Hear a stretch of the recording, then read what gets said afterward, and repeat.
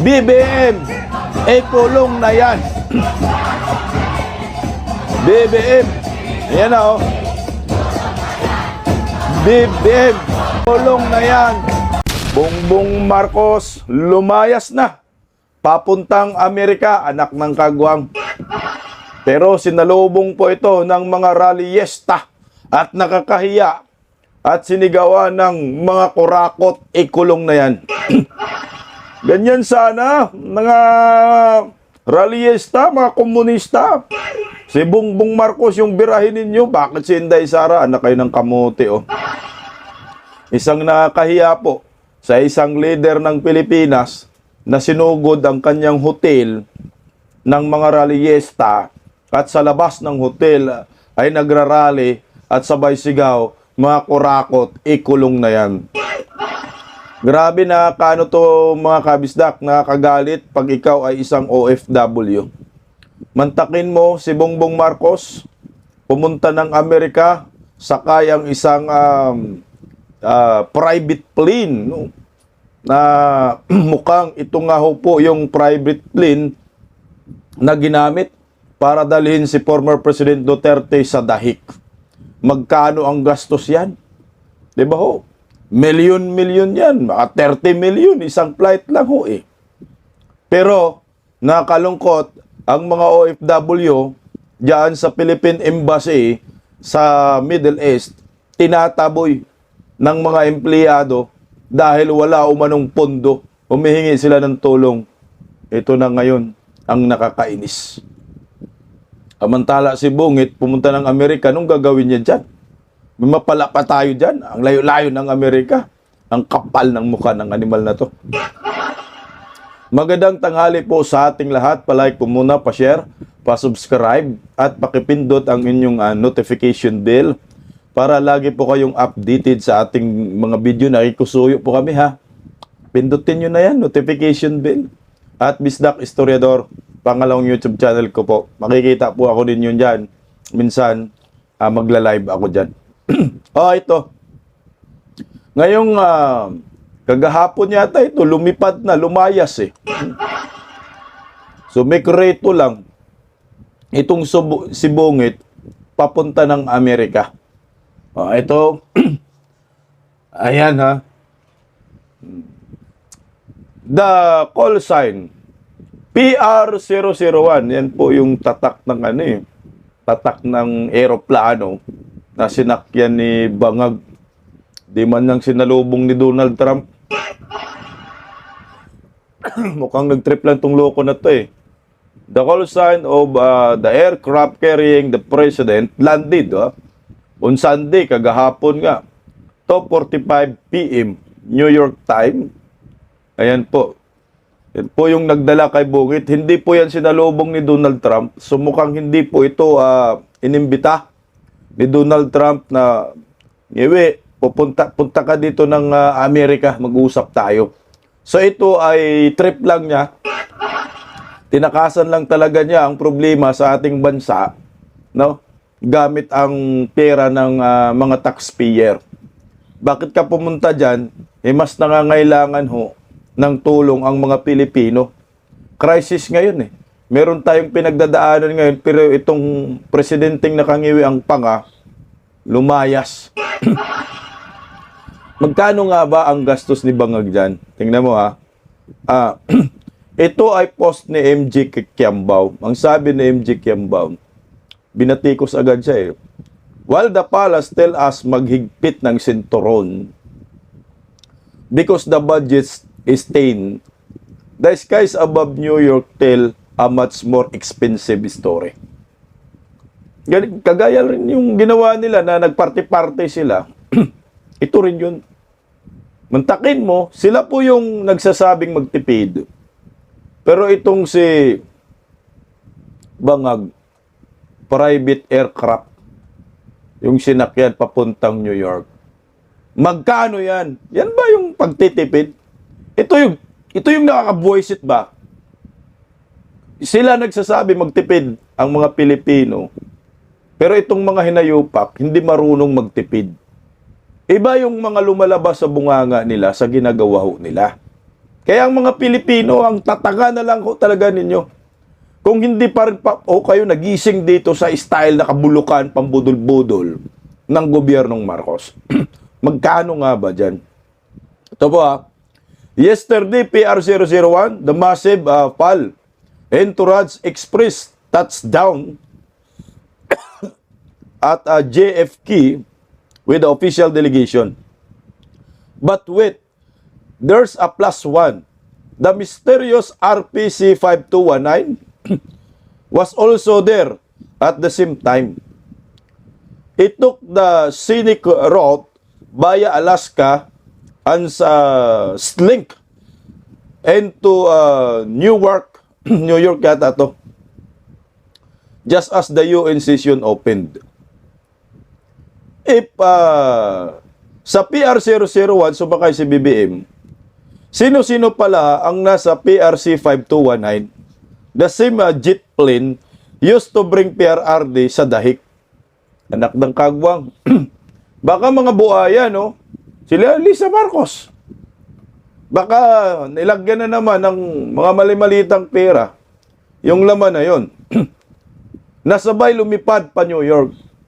So sabay pa lumipad pa New York. Baka nga si Lisa yun. May dalang mga malitang pera, anak ng kagwang. Bakit kailangan ng dalawang jet? One for the formal show and one for what? Ito kasi kay Bangag, PR001, para sa kanya yan.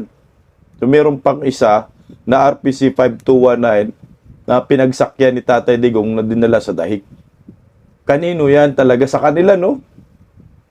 Inimbargo na nila kay Saldico o kay Martin Romualdez po yan. So, dalawang eroplano ang gamit nila. Nantakin mo ilang milyon ang gastos nila yan. Para sa pansarili lang ho nila ginagawa. Talagang walang habas ang paglilima sa kaban ng bayan ito. Basta sila makinabang, walang problema kung magkano. Ito. While PR001 carries BBM, First Lady, nandiyan pala si First Lady, kasama sila Bangag. Sino naman ang sakay nitong Gulfstream jet? Is it the BIP inner circle avoiding the prying eyes of the JFK terminal? Or it just 31 million pesos backup shuttle? Anak ng kagwang. 31 million pesos, isang lipad papuntang New York. OMG. Sabi magtipid Chartering RPC 521 alone for a 3D trip to East Coast would easily cost 31 million.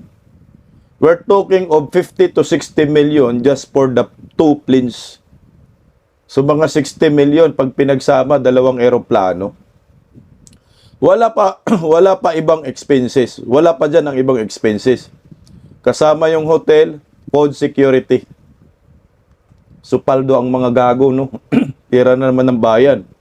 So siguro aabot yan ng mga 200 million. 200 million sa flight lang nila. Kasi maglamyerda pa naman ang mga animal dyan. Tsaka kung ilan yung tao yung sakay sa kabila. This fiscal discipline is a virtue. Pero parang pang-ordinaryong Pilipino lang ang virtue. Virtue na yan. In the upper atmosphere, it's all about the luxury of duality. Tingnan mo. Magtipid daw. Kasi nga, may crisis. Pero sila, hindi nila alam ang salitang pagtitipid. Yung pagtitipid na yan ay para lamang po sa ating mga ordinaryong Pilipino. Ganun po katindi So, milyon-milyon. So, around mga 200 million siguro yan. Gagastusin nila dyan sa Amerika. Pero ang nakakalungkot, bago natin ipalabas yung mga nagrarally, tama lang talaga, nagrarally, kuyugin nyo na. Ang nakakalungkot dyan, maraming mga OFW ang nangangailangan ng tulong. Paano makauwi dito sa bansang Pilipinas? Dahil nga po, digmaan sa Middle East. Bukod pa riyan, yung pagtaas ng langis. Diyos ko! Sarap ninyo sindihan ng itim na kandila. Kung si Dayonyor gagastos mga around 100 to 200 million dyan sa lakad nila, yung mga kawawang OFW na pumupunta sa Philippine Embassy dyan sa Middle East, tinaboy ng gobyerno dahil wala daw pundok. Pero itong mga hinayupak, daang milyon ang ginagastos para lamang sa trip-trip nila. Ito, panoorin po natin itong kawawang mga OFW. Grabe to guys. Tingnan nyo, oh. Gano'n lang po ka, kadali sabihin yun? Paano na? Ha? Gano'n lang ba ho kadali sabihin yun? Nandito po kami ngayon? Anong bawal? Bakit bawal? Eh, wala rin nung nagsabi kahapon sa amin na maganon. Oo. Oo, sa Pilipinas meron yung ganito, bawal. Hindi, dapat sinabi nyo rin sa amin kahapon na ganito, tapos kami ganon. Eh ngayon, kung saan ho kami galing, wala naman kami natatanggap na kahit kano. Kami dito, paano ho yan? Dapat may abiso sa ano. Pero wala na ho, tapos na po Hindi na kayo ma-entertain. Sir, bakit Tapos na po ang ayuda. Magsumbong na kayo sa magsumbong sa mga gusto nyo pagsumbungan. O, na magsumbong na tayo. Ang Manila ho ang nagsasabi, walang Sige, pondo. ako yung problema. Sa Manila. Walang pondo Wala na pondo. O, i-record nyo.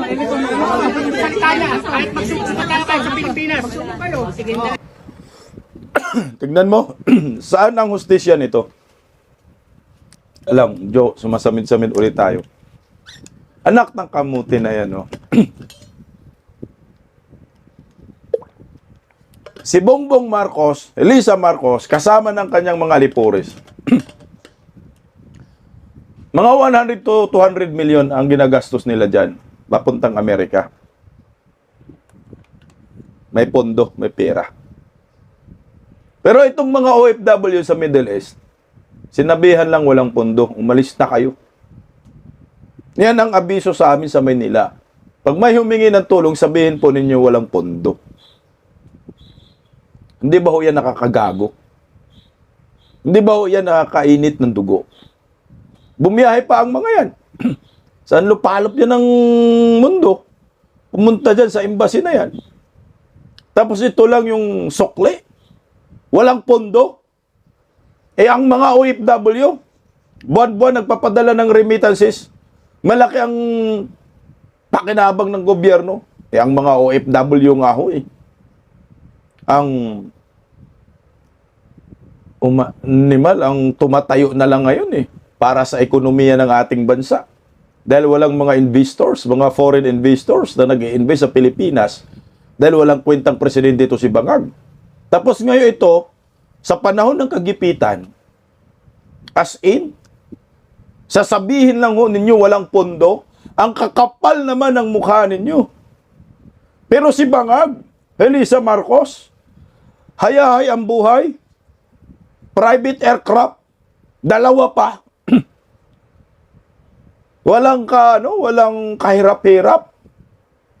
Labas agad ng pondo, samantala itong mga bayaning mga OFW, sinasabi ninyo, tinataboy ninyo. Saan ang hustisya dito? So ang tinitipid, maliwanag, ang mga ordinaryong Pilipino. Ang tinitipid, ang serbisyo ng gobyerno para sa mga Pilipino, kagaya ng mga OFW. Ikaw, sir, nakabayulit, sir. Anak ka ng kagwang ka, magpaliwanag ka ng maayos. Huwag mo naman itaboy lang na parang mga aso, mga hayop. Yung mga OFW. Yung sinasahod mo dyan, sir, sa embassy na yan, sir. Embahada, sir. Pera yan, galing sa mga OFW. Excuse me po. Kaya dahan-dahan ka sa pagtataboy sa mga yan. Yan ba yung bayani na sinasabi ho ninyo? Tapos gaganyanin ho ninyo. Alam mo ho, kung may gusto, maraming paraan. Pag ayaw, maraming dahilan. Kagaya itong si Bongbong Marcos. Bakit siya nakalipad ng Amerika? Kasi ginusto niya mag-trip dyan sa Amerika. Ang laki ng problema dito sa Pilipinas. Iniwanan niya, nilayasan niya. Ang kapal ng mukha niya. Tingnan mo ha. kung may pagmamahal itong si Bongbong Marcos sa mga OFW, wala naman talagang supporters na OFW dyan kay Bongbong Marcos. Ilan lang, mga addict din. Yung mga pamilyang mga bangag. Kaya tingnan mo mga OFW, susuporta pa rin kay bangag. Come on, anong reason ninyo ba para susuportahan po ninyo? Ang sabi ni Inday Sara kamakailan, madali lang, magpadala ng eroplano, papunta dyan sa Middle East. Magbayad ka lang ng mga chartered plane, commercial flight. Bayaran lang ho ninyo. Dahil ginawa po ni Inday Sara yan nung COVID, nung naging mayor siya. Binati ko si Inday. Kasi nga, wala daw lumilipad. Pero sabi ni Inday, marami. O ito, ipapakita natin, mga OFW. Para masabi po ninyo na totoo si Vice President Inday Sara na kung gusto mo talaga, kagaya niyan, Espanya nagpadala ng chartered plane para sa kanilang mga citizen diyan sa UAE, sa Middle East, sa Dubai, di ba? O bakit nagawa nila? Bakit nagawa ng gobyerno ng Espanya? Kasi nga, gusto nilang makauwi ang kanilang mga kababayan sa kanilang lugar ng ligtas. Ito po yung ginawa ng Espanya. Kaya tama si Inday Sara.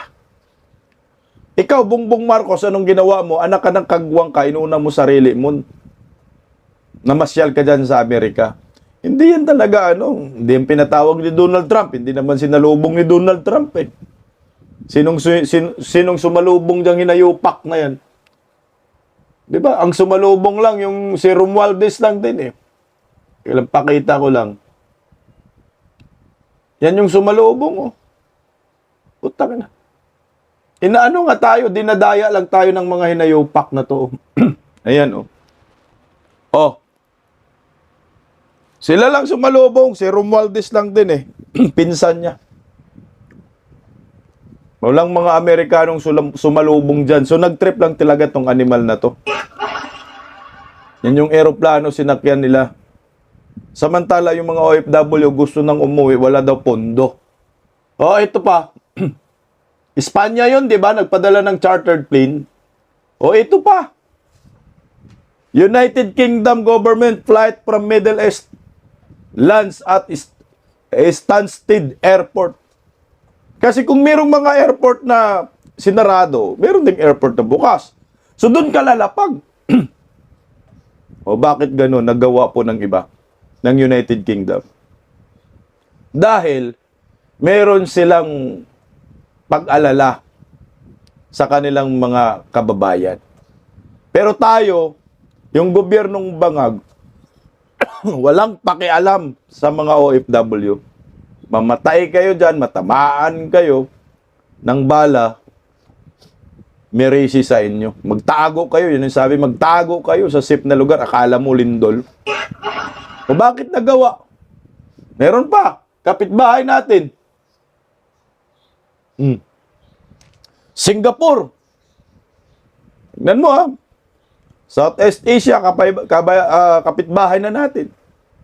Nakapag-repatriate ng mga Singaporean diyan sa Middle East. Oh.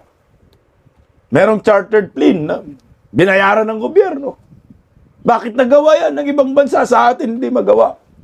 Si Bangag na lang ang papuntahin natin dun sa Middle East. Ibala sa kanyon. Nung kamakailan, di ba? Meron din manong OFW na uwi, 300, pero hindi po yun effort ng gobyerno. Kaya hindi niya sinalubong yung mga OFW. Kasi man, hindi gastos ng gobyerno. Kasi kung effort ng gobyerno ni Bangag yan, pupunta siya doon magpapaipal.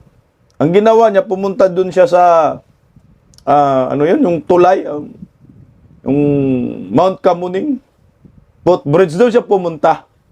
Pero yung mga OFW na may umuwi daw,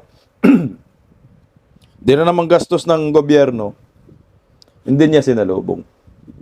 Kasi nga, oo nga naman, Bakit niya sasalubungin? Wala nga siyang effort. Yan. Ito, may video tayo dyan sa Singapore. Tingnan mo naman. Oh, hugs, tears of joy. A Singaporean stranded in Middle East. Ayan. Inalubong po. Oh, tears of joy. There were the scenes of the changing airport. And the Singapore Airlines flight landed safety. 152 Singaporean. Multiple flight cancellations via Emirates. There was no way to get out, but luckily we had the flight arranged by the MFA, which I'm very thankful for. And they made us go to Oman. It was very well arranged. The flight was at a very nominal fee, and it was, I would say, very, very well arranged. We felt instantly at home, this kind of feeling, the moment we were onboarded through that bus journey to Oman. And though it was 15 hours, it took longer than expected, but still it was enjoyable. We made new friends as well. So on Sunday morning, he messaged me and said, "Hey, I saw there's a bone just in front of him, right? So it wasn't that far, but it was drawn like it's a piece flying off from the sky. So it's so scary. You don't know what's gonna happen tomorrow, right? And it's causing more anxiety to the family who are staying aboard.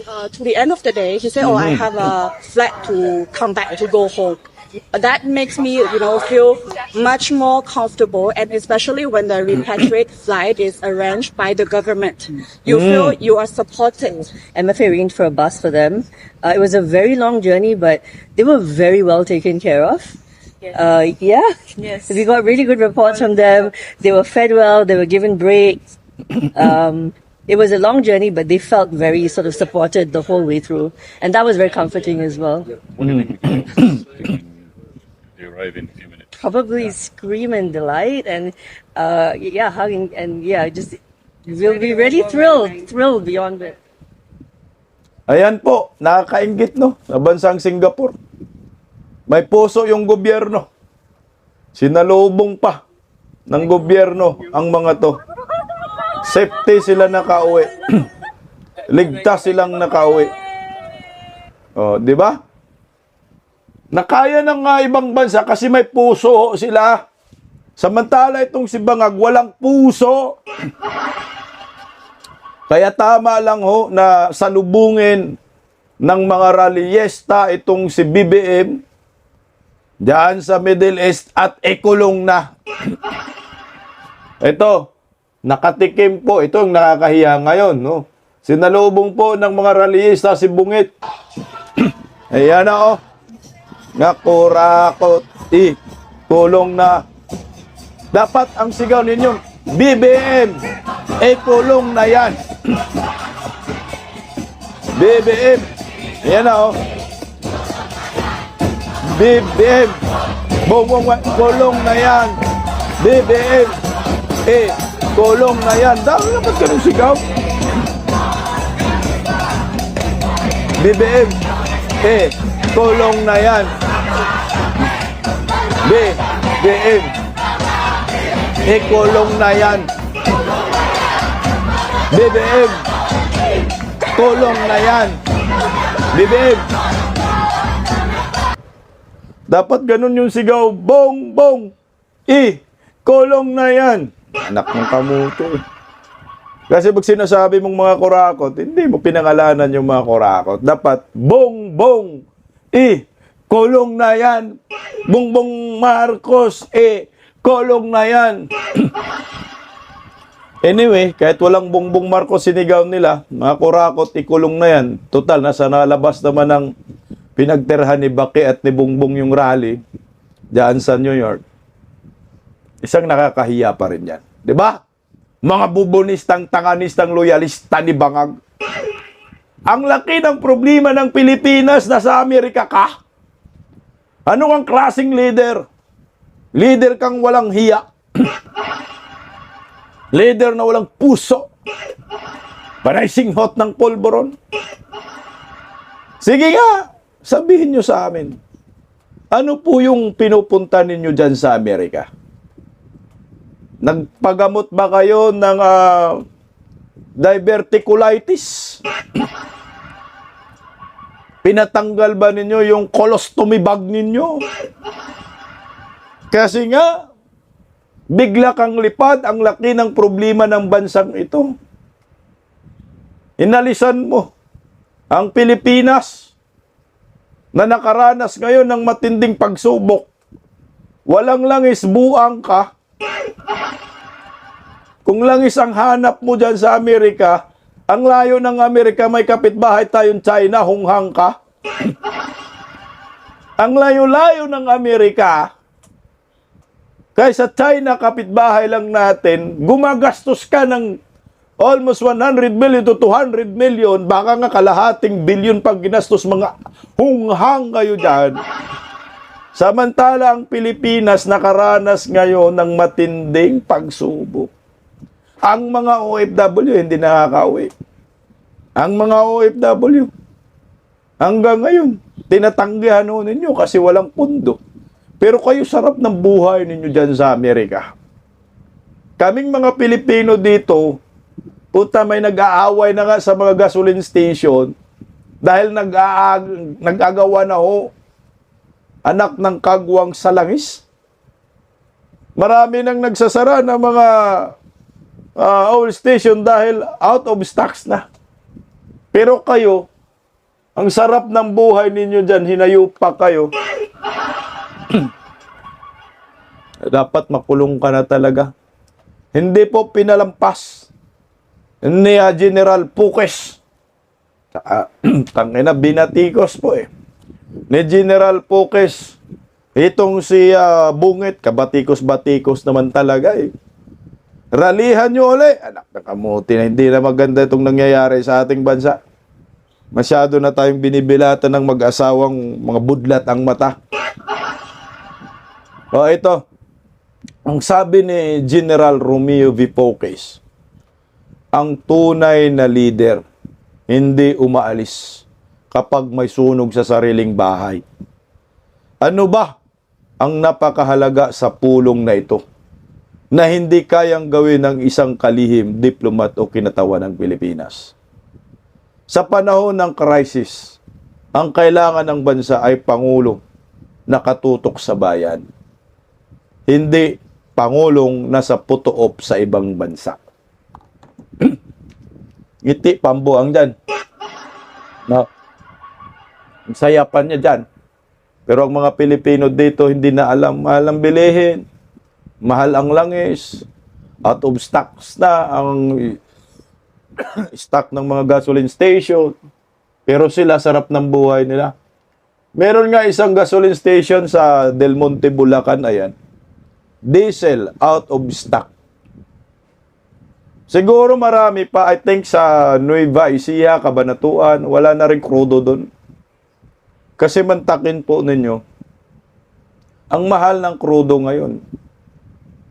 Mahal din naman ng gasolina, pero grabe talaga ang increase ng krudo. Bukas na po ito. Kaya yung may sasakyan, magpa-full tank na po tayo. Ayan, tayo. Akala mo may sasakyan tayo, no? Kayo pala. E-bike lang sa amin. Gasoline, bukas po ito. 11 to 13 pesos per liter ang i-increase. Putang ina. Pilipinas pa ba to? Diesel, ito yung matindi. 22 to 24 pesos per liter ang increase. Anak na kamo. Di ba pwedeng i-press muna ito? Huwag ka mag-increase. Di pa naman kayo bumibili ng krudo sa ibang bansa. Kasi wala naman kayong nabilan. Yung krudo, gasolina na tira sa inyo, stocks nyo pa rin naman yan. Ba't kayo nag-i-increase? Yan yung tanong. Kasi inutos ni Bangag. Tang-inumin talaga. Kerosene, 33 pesos to 36 per litro ang i-increase. Ano ang mangyayari sa buhay ng mga Pilipino dito? Ganito na lang ba tayo? Hayaan na lang ba natin itong kawalang hiyaan ng gobyernong ito? Bakit nag-i-increase? Ako sa akin, anong logic ng mga gasoline station company na mga oil companies Uwil man sa Bisaya. Uwil yan sa amin, day. Na mag-increase. Di ba sabi wala kayong mabibili na stocks? Eh di old stocks pa yan. Bakit nagtatakda ang gobyerno na mag-increase ng ganyang halaga? Eh di ba dapat ang langis na increasean mo, yung mga nakuha mo na bago? Eh kung old stocks yan, ganun pa rin dapat ang presyo.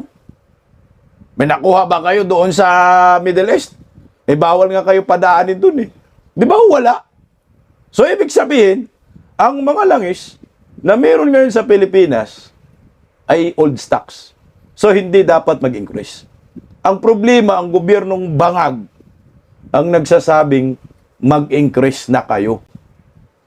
Patay na tayo dyan. So sinamantala ng mga negosyante yung announcement ni Bangag, hindi nakatulong, kundi nakatulong sa mga oligarkiya at nakatulong pagbagsak ng maraming Pilipino. Sige nga. Simple lang naman yan. Simpleng logic lang naman yan. Simple lang naman yung economics na yan. Basic lang naman yan. Economics 101. Kung mahal yung inangkat mo, edi mahal din ang bintahan mo. Kung mura inangkat mo, mura din ang bintahan mo. O yung stocks ngayon na natira sa Pilipinas, old stock, mura pa yan, edi mura din ninyo ibinta. Kaso ang problema, minamahal na dahil nga si Bangag, nagmakawa pambuang. Parang awa nyo na. Baka naman pwede po, huwag kayo magtaas ng presyo ng langis. Ganito lang po yung presyo ng langis na ninyo. Ay tatakda, ang kay Tatay Digong, murahin kayo. Pag may nakita akong magtaas ng presyo naman tala, nga portragis kayo, murahin talaga kayo. Kasi ikaw yung head of state. Tapangan mo, huwag kang magpadala sa mga oligarkiya. Weak kasi, weak leader. O tingnan mo, sinamantala tuloy ng mga oil companies yung pagtaas ng increase ng langis. O tingnan mo, kung magkano. Puta. May ibang lugar, 100 na ang kilo. Sabi ko na nga pag si Bongbong Marcos ang presidente, ang presyo ng langis mag-100. Oh my gulay. O ito, pakinggan natin balita. Nagulantang ang netizens sa 105 pesos kada litrong presyo ng diesel sa isang gasolinahan sa Valenzuela City. Sa gitna yan ng inaasahang oil price hike dahil sa tensyon sa Middle East. Ang detalye sa exclusive Agenda Weekend Report ni Ian Maghanoy Sipin nyo yan. live mula sa Valenzuela City. Ian, anong balita dyan? Tama ka nga dyan, ikinagulat ng maraming netizen ang ibinahaging litrato ng transport group na Manibela dito sa isang gasoline station na kinatatayuan ko sa Paso de Blas sa Valenzuela City. Anak Ano ba ng naman kamote. kasi yung presyo ng 1 litro ng diesel ay lumagpas ng 100 pesos. Kita sa nag-viral na picture na ito ang oil price board ng isang gasoline station sa Paso de Blas, Valenzuela City. Nasa 105 pesos ang kada litro ng diesel dito. May 90 pa. pesos naman ang Sa kada gas. litro ng green oil o yung unleaded. At 90 pesos ang presyo ng kada litro ng premium oil. Ang litrato Hindi. ito ay mula sa transport group na Manibela na ayon sa panayam ni Marvel Buena sa programang Point of Order ng Abante ay noong March 6 ay nasa 90 pesos daw ang nakapost na presyo ng diesel. Hanggang sa nitong Sabado, umakyat na ito sa 100 pesos. Agad na umani ito ng batikos online. Una na kasing inanunsyo ng Department of Energy na sa Martes pa, March 10, sisimulan sa buong bansa ang oil price hike na epekto ito ng nagpapatuloy na sigalot sa Middle East. Ibig sabihin, hindi maaaring magtaas ng presyo ng petrolyo ang anumang oil company simula March 6 hanggang 9. Pero ng personal na inspeksyonin ng Billionaire News Channel ang nag-viral na gasoline station ngayong araw ng linggo, napalitan na ang presyo sa price board nito. Nakalagay dito na nasa 74 pesos and 30 cents na ang presyo ng diesel kada litro. 61 pesos and 90 cents kada litro ang green oil at 62 pesos and 20 cents kada litro naman ang sa premium oil. Sinubukan natin kunin ang panig ng pamunuan ng gasoline station pero hindi pa ito sumasagot sa amin. Gayunpaman, ilang mga motorista na ang sinulit ang pagkakataong makapagpakarga ng full tank para na hindi naabutan ng oil price hike. Kaya lagi ko pinupukap ngayon, umaga pala pinupultang ko na yung motor ko. Kaya ready na lagi sa trabaho kasi madaling araw pa lagi may pasok ko eh. Eh kung wala may sirado na gasolina, wala, hindi ako makapasok sa trabaho.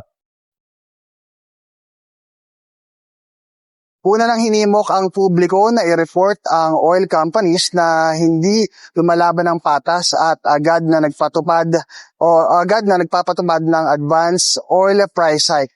George, hanggang sa ngayon ay nagpapatuloy nga ang gasoline station na to dito sa Paso de Blas, Valenzuela City sa tamang pagpapatupad at patas na pagbebenta ng kanilang krudo magmula ng i-replace yung kanilang price board dito, no? Pero ayon sa mga nakausap nating katiwala ng gasoline station, pagpasok nila ay naabutan na raw talaga nila na replace na yung price board na yan at wala raw silang idea kung paano in the first place ay napalitan ng 100 plus pesos yung presyo ng kanilang diesel at kung paano rin naman naibalik sa dati yung presyo ng kanilang krudo. Pero sa ngayon ay wala pa tayong nakikitang senyales ng anumang paghaba ng pila ng mga motoristang nais magpakarga ng full tank sa kanilang mga sasakyan ahead of the expected oil price hike na mangyari on Tuesday. George? Grabe. Yan, malaki yung diferensya, 30 pesos doon sa pinakita mo ngayon dyan. But anyway, maraming salamat, Ian Maghanay live mula sa Valenzuela City.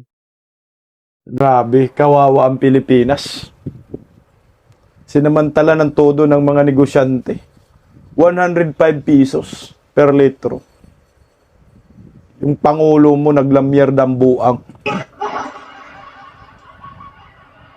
Kailan kaya tayo makaganti sa mga animal na to, no? Mantakin mo, ha?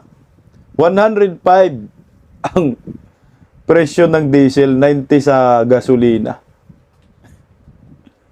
Only in the Philippines, under Marcos admin, nakaranas ng 100 pesos ang litro ng crudo. Gasolina 90. Inutil ang Pangulo. As in, hindi marunong magpangulo pero marami pa ring supporter ang buang. Mga supporter na mga tanganista. Na wala sa Pilipinas, tinakasan ng problema. Alam mo yung mga addict, no? Ganun sila eh. Pag may problema sa pamilya, nilalayasan nila yan. Hindi ko sinasabi si Bangag, pero pwede na rin. Nilalayasan nila yan. May kamag-anak kayong addict, ganun talaga. Hindi sila nagtitake rest. Talagang, kumbaga, tumataka sila sa responsibilidad. So, ang gagawin nila, mag-trip sila, hanggat sa makalimutan ng problema, kasama yung mga tropa, maglasing, magmadyong, siyempre kasama na yung singutan ng pulburon dyan.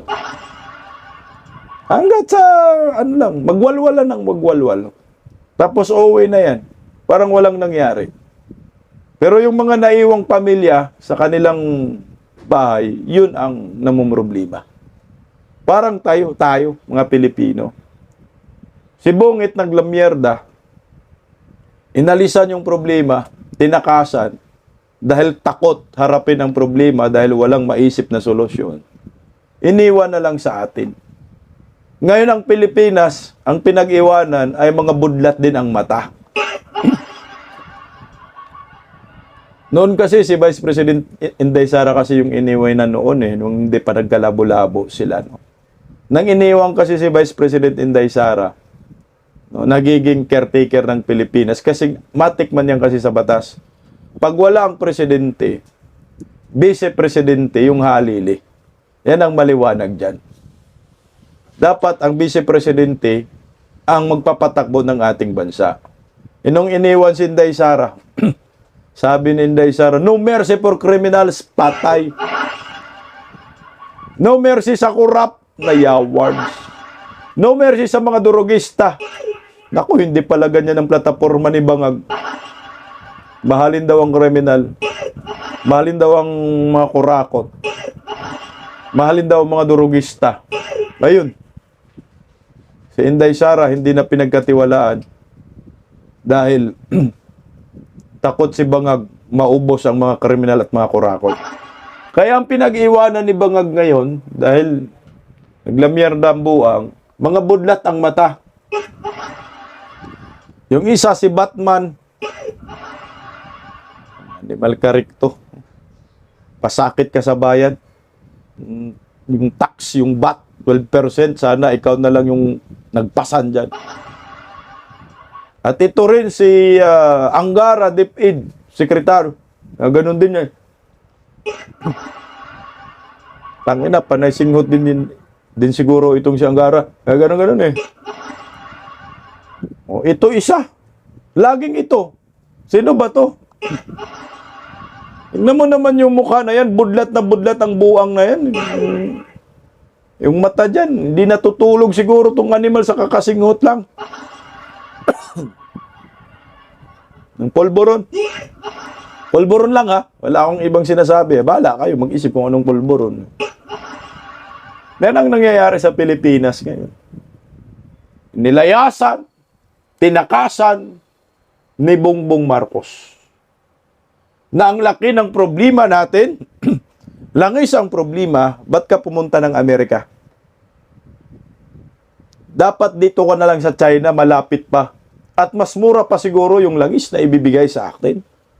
Dahil ang China lamang ang nakakadaan sa Strait of Hormuz.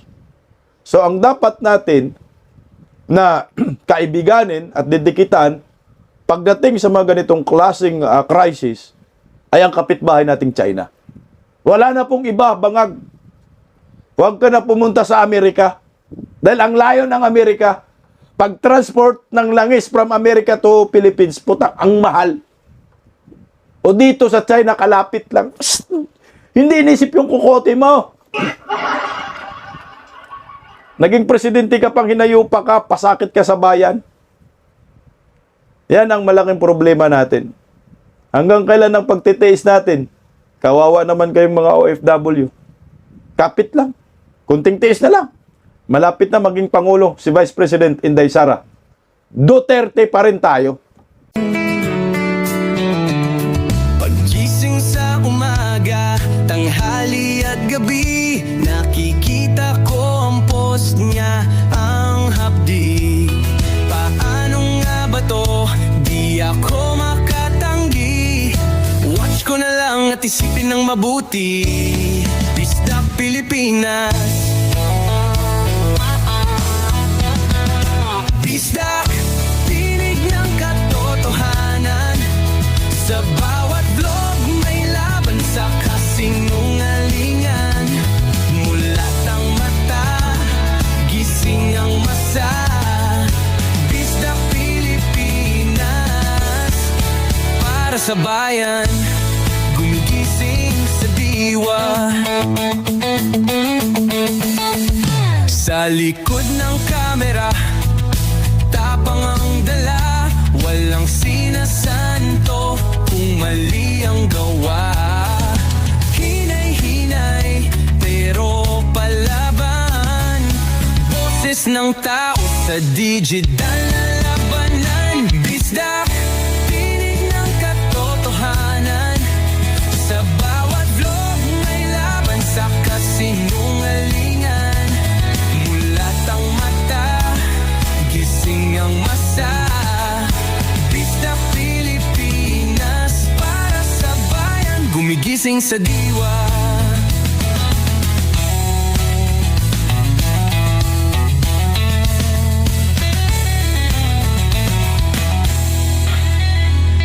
Hindi artista, hindi politiko, pero ang katotohanan, sigaw niya ay buo. Sa YouTube o Facebook man siya makita, may aral ka pa rin, may uwi sa bawat salita.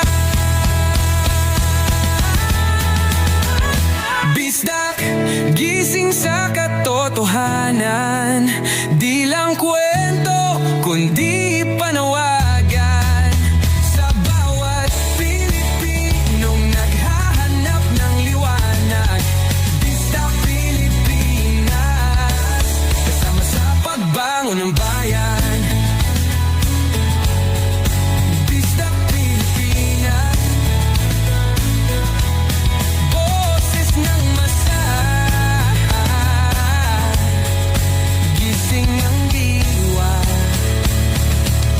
vlog mo may pag-asa.